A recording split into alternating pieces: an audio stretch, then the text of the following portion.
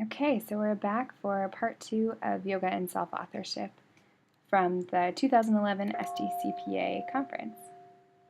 So we talked about the importance of physical exercise, which again, yoga is just one of many kinds. But there's also been a lot of recent research on the importance of spirituality in students' lives.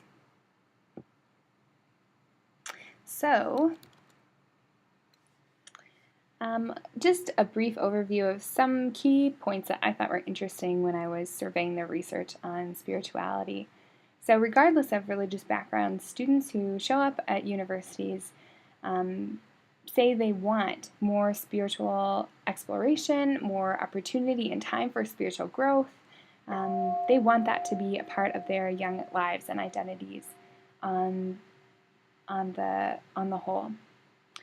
Spirituality is also tied to higher self-esteem and better interpretation of transitions. So again, an important key to self-authorship, I would argue.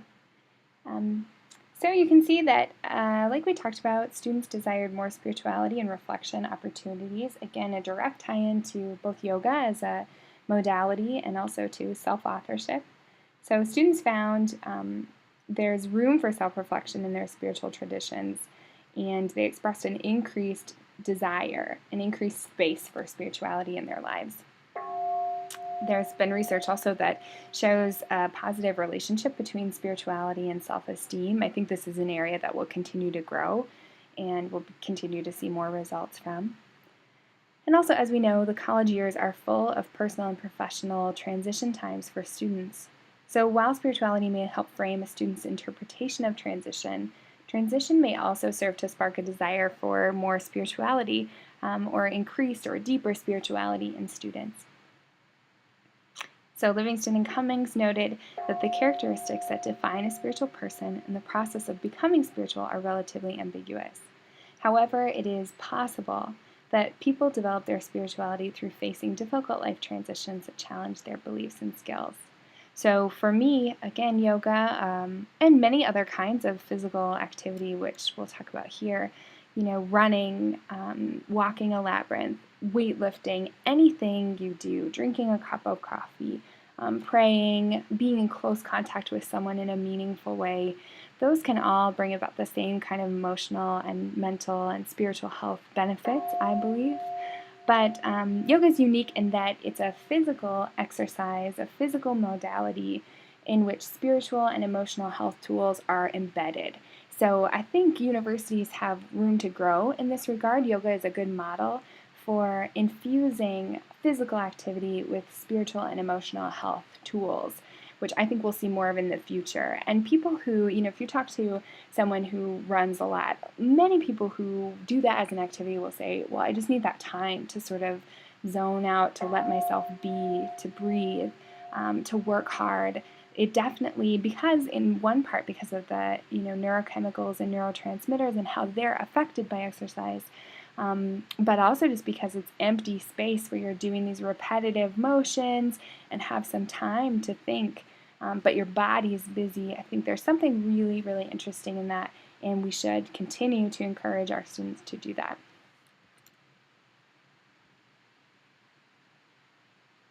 So at this point, we did a little more yoga with the group at Sdcpa and a long meditation. So my email address is here. If you'd like any of the resources that I mentioned, I know I used a lot of quotes, so please feel free to let me know if you'd like to know where I got that information from, if you're having trouble accessing it on your own. Also, if you're interested in yoga or meditation and aren't sure where to start, I have been sort of a self-starter, so I understand it can be hard to sort through the good and bad resources, or helpful and not so helpful resources, I should say. So please let me know if you have questions about that, and it was just such an honor to do this presentation with a group and so much fun for me. So thank you again to the Sdcpa Conference Planning Committee, and also to everyone who attended the session. I really appreciated the experience and had a good time. So if you would like to, you can stick with me for a little while, and I'll actually lead a meditation that's similar to what I led at the conference. And if you would not like to, or if you get started and you don't like it, you can just shut this recording off at any time. So what we did at the end of our session, we'd done some yoga, some moving around, and then we did a traditional shavasana, which is a laying down meditation. So if it's possible, if you're at a place where you can find a spot on the floor, on a mat, or just on the carpet, or even on your bed. That's fine for this little session, to lay down on your back. And again, if you have any health issues that might restrict you from laying on your back, move into a comfortable position, whatever that might be for you. Sitting, even standing is sometimes better for people. So typically, people lay down at the end of a yoga class and they get into that meditation. Like we talked about originally, the yoga movements, asanas as they're called in Sanskrit, were just meant to help loosen up the body so you could sit for meditation.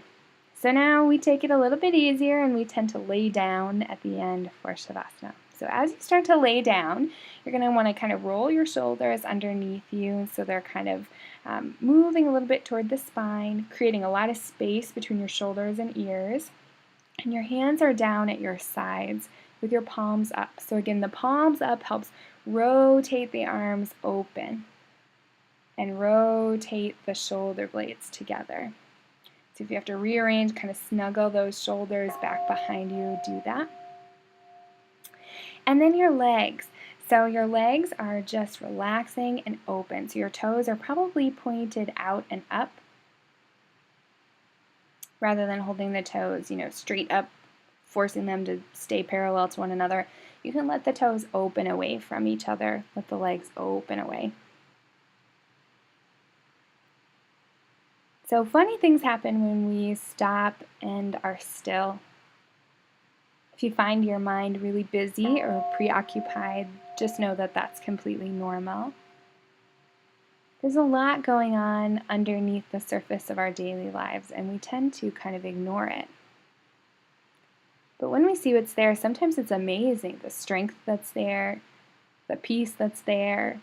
Sometimes the panic that's there is surprising, the anxiety, the sadness, the grief. So think of this as time to process, not stopping any emotions from happening or stopping any thoughts from happening, but learning to center and calm. And a big part of that is breathing, deep breathing. So start to bring in lots of air through the nose, deep inhale.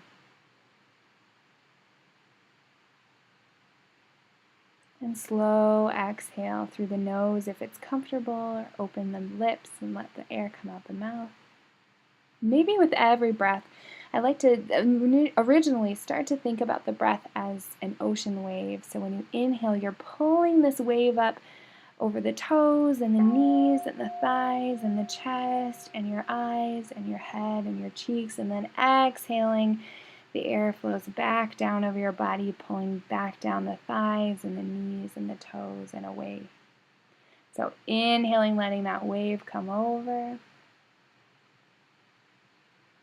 And exhaling, letting it pull away tension, distraction, judgment. Letting judgment out of our lives is another key, crucial component to the work we do and also to our own development. Again, and this is the same for students. So inhaling, bringing the peace up the body and over the head like a wave. And exhaling, pulling out tension and frustration. So just try to focus on your breath, maybe visualize that wave, inhaling and coming over the body. Exhaling and leaving the body. Only focusing on your breath or on the picture of the wave.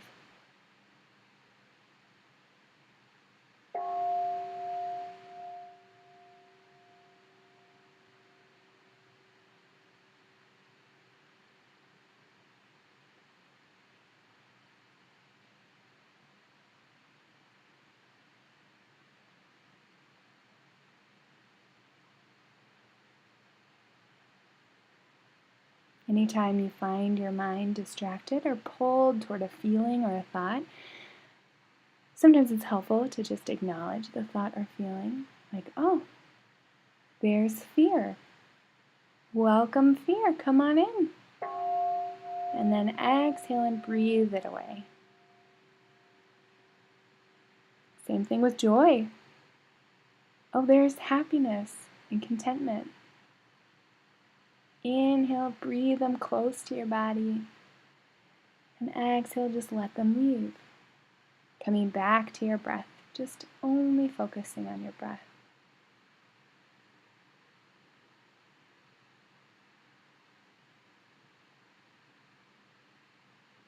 If your mind needs some words to focus on, you might want to say to yourself silently in your mind as you're breathing in, I'm breathing in.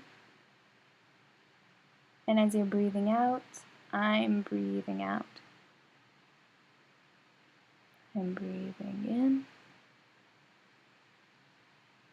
I'm breathing out. So continuing to breathe in this way, just enjoy some silence. Maybe stay for 20 breaths, counting down, or just stay until you feel you're done. Enjoy the meditation, and please contact me if you have any questions. Best to all of you, and as we say in yoga, namaste, which means I acknowledge the best, the divine in each of you.